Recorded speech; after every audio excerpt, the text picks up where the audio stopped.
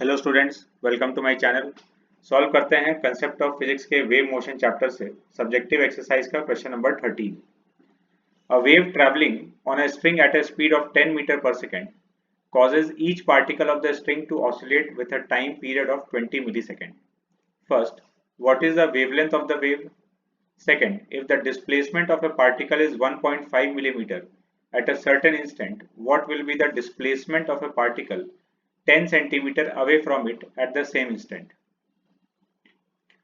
तो एक वेव है, ट्रैवलिंग वेव, उसका स्पीड हम लोग को गिवन है 10 मीटर पर सेकेंड और टाइम पीरियड दिया हुआ है। हर एक पार्टिकल ऑसिलेट कर रहा है with time period 20 millisecond, मतलब 0.02 सेकेंड्स। फर्स्ट पार्ट में हम लोग से पूछा गया था वेवलेंथ, तो v equal to F lambda, ये वेव के लिए इक्वेशन है।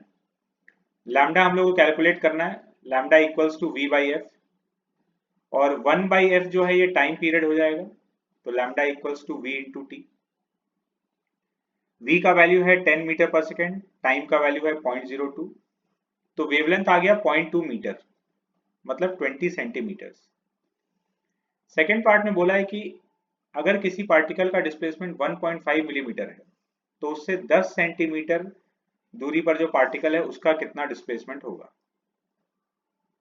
तो 10 सेंटीमीटर का मतलब है लैम्डा बाई 2, क्योंकि लैम्डा 20 सेंटीमीटर है।